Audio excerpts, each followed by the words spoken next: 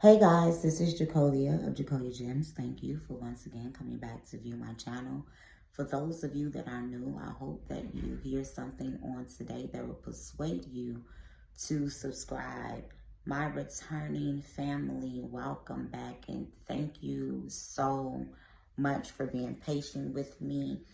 When I get some time and some headspace, I'm going to make a few videos explaining why I took some time off to myself, and as usual, I'm going to make it educational. So I want to pick up exactly where we left off when I was talking about my Choctaw Native American origins.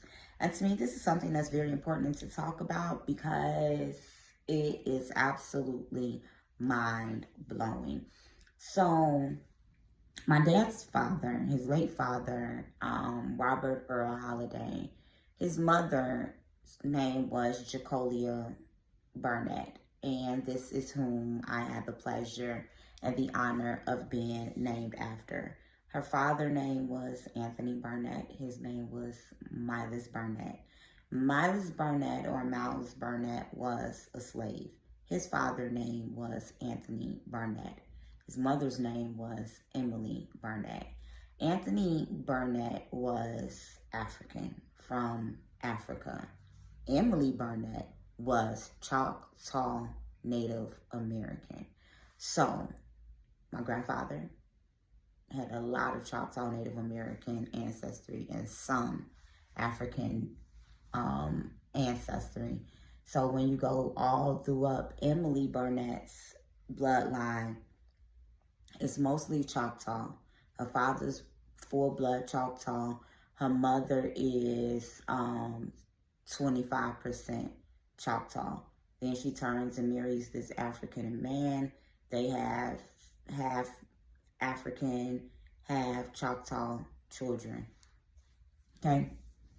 So when I began to do some research and some looking, and I've stated this down below, and for historical proof and sources, I am going to link down below a video by Pastor Lanny. He's the pastor of First Resurrection Israelite Ministry. He's a Liberian and a historian, and his sources are just amazing. And he began to talk about the Afro-Arab through Esau ancestry that the Choctaw Native Americans began to have. Now, when we begin to talk about Native Americans being here first, it is very important to know that the ancients teach about Pangea. The Native Americans, whether they be Hebraic and through Edom, whether they be small proportion through Jacob, whether they be Assyrian, Babylonian, Egyptian, or Canaanites, they all have oral tradition of Europeans and Africans. And when I say Africans, I mean many conglomerate of African groups coming over, buying, selling, trading, living amongst. We're the ones who pretend as if America is new. So when we began to talk about the Native Americans being here first, we mean pre-Columbus, even though Sephardic Jews and Moors had already been selling here and Columbus knew what he was looking for.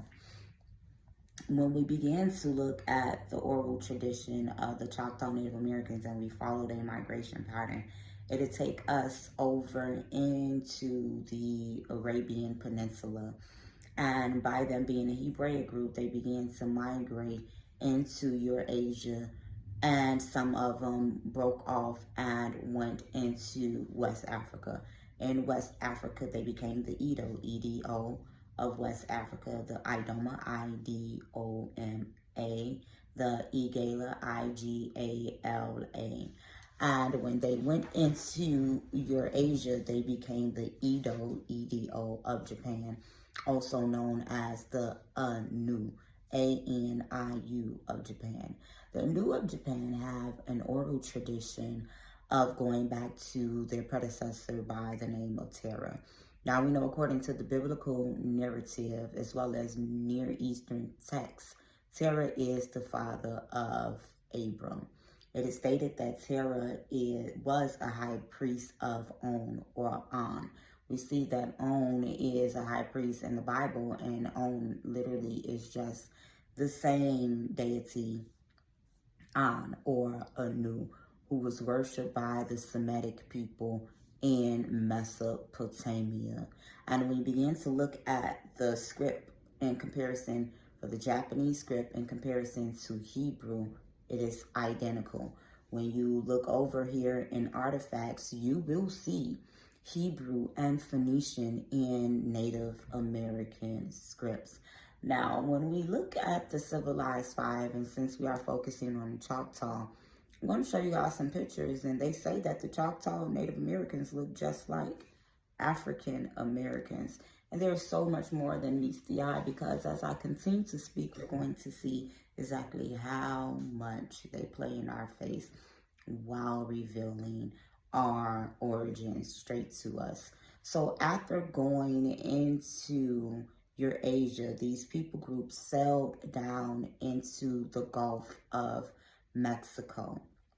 And this is when they took over where the Olmecs was, so on and so forth. And then they immigrated into the southeast states of the United States, which began to bring them into, Mississippi, Alabama, South Carolina, the bayou areas. It's very important to know that Native Americans were enslaved by Native Americans. They practiced indentured servitude, which is a Hebraic marker that we see in the book of Deuteronomy, and we see this also being practiced over in West Africa amongst the Bantu tribes, So we see indentured servitude in West Africa. We see indentured servitude in North and South America amongst different Hebraic groups of people. And then when you have your French and your Dutch and your British and your English coming in, majority of these people are Sephardic Jews and Moors, or the conquistadors who are coming in to purge, to purify, Puritans, so on and so forth. We can go into all of that in different videos. So when we begin to look at the Choctaw, it's very important to know that there are books by the name of Red Master Black Slave, and with them practicing this indentured servitude, by my great-great-great-great-grandmother, Emily Barnett, being Choctaw Native American and being a slave, and her descendants being a slave, this lines up with what history stated. They were slaves before the Civil War and became part of the freedman. Now, when we begin to look in history, they began to have to apply to state that they were Choctaw Native American. My ancestors were denied their applications of applying for and being a Choctaw Native American. And we began to read, the ones who began to get rights as Choctaw Native Americans were mixed with European ancestry. And those who could either pass for specifically African or who had some African ancestries were automatically reclassified as African American. So a lot of African Americans are actually Choctaw Native Americans, and their oral tradition and histories have been lost from generation to generation. Some have even been hidden or gone untalked about because it's an uncomfortable conversation to know that, yes, your ancestors were slaves, but they were enslaved by their own people who didn't want to let them go or didn't even want to let the Africans go. The Choctaw Native Americans practiced harsh slavery against their own and against Africans. We see this as well over in the west coast of Africa when the elders of Ghana are apologizing for the slavery that went forth and the indentured servitude that went forth. When we begin to look at what is taught even by the Masons, that they say, as above, so below. So whatever was happening over there was happening over here as well. I just behoove you that if you have African American ancestry, to begin to look up your last names and see, where do my people originate from? And even when I was looking at one of the cards, and I don't even know if I'm gonna be able to find out any information on my mom's side of the family, one of these cards described a black man. One black man was bright. One was described as brown, which is, I'm guessing, would have been the Native American, and the bright could have possibly been the Creole, the passing, and then black would have been the African. They had us broken down by skin tone versus admitting who we were and our origins.